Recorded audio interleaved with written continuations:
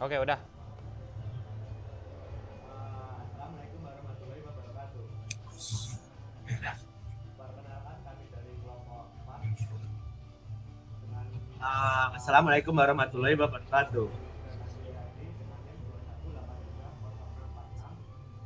Perkenalkan kami dari kelompok 4 dengan ketua Agus dan Akhiriadi dengan NIM 21830646 yang beranggota satu Anggiara Tatiana dengan NIM 218307 dengan NIM 2183 berarti sistem pertahanan jaringan yang diampu oleh Bapak Joko Dwi Santoso MKOM yang diasisteni oleh Mas Arya.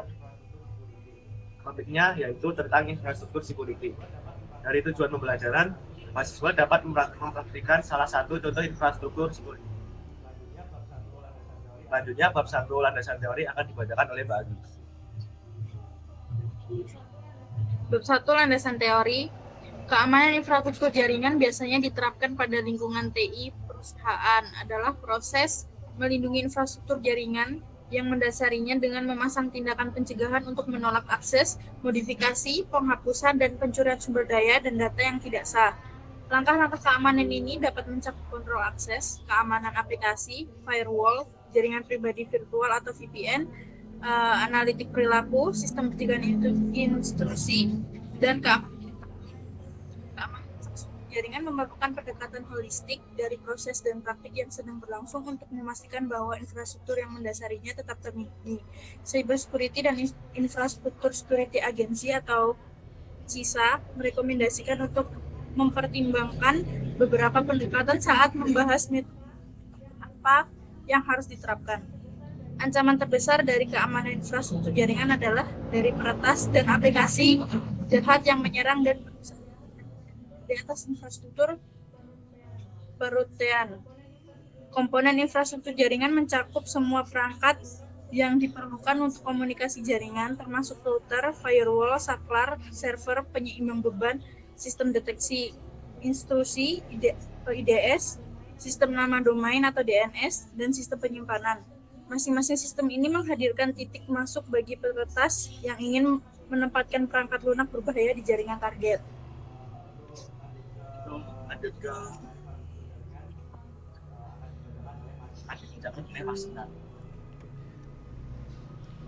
Keamanan infrastruktur jaringan bila diterapkan dengan baik memberikan beberapa manfaat utama bagi jaringan bisnis. Pertama, peningkatan berbagai sumber daya penghemat biaya karena perlindungan sumber daya di jaringan dapat digunakan oleh banyak pengguna tanpa ancaman, yang pada akhirnya mengurangi biaya operasi. Kedua, lisensi situs bersama.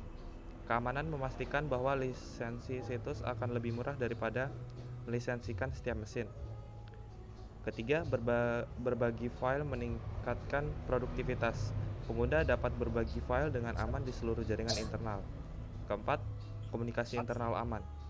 Sistem email dan obrolan internal akan dilindungi dari pengintaian.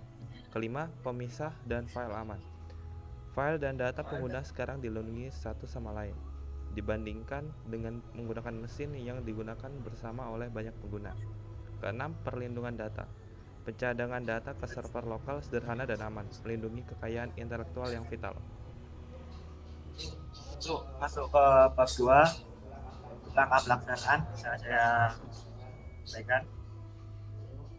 Itu saya di sini sudah menyatakan Ubuntu. Kita masuk ke ini kita bisa menyatakan monitoring secara website ada sebenarnya.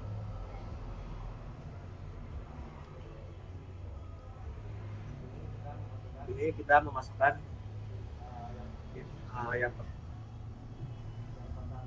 yang pertama kita bisa install dulu, kita menggunakan Pin juga, yaitu tool yang digunakan untuk beberapa attacking dari jaringan.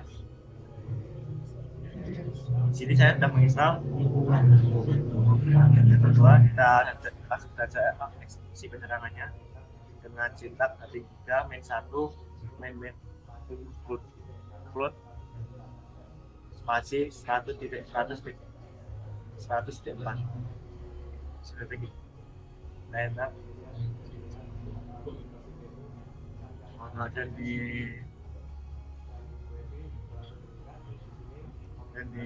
bisa dilihat monitor CPU bisa mencapai 100%, dan WiFi juga langsung meningkat. Di sini komputer saya digunakan sebagai server karena serangan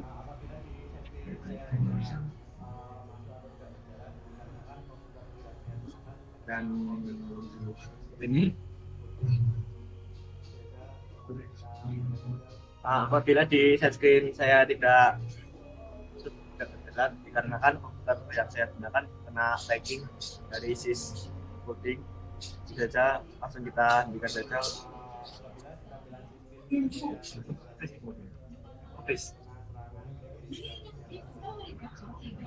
Apabila di tampilan screen punya saya yang kris berarti terkena serangan dari yang saya perhatikan tadi dengan menggunakan HP3.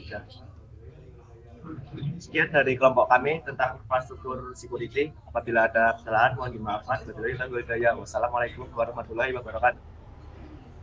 Dan please mau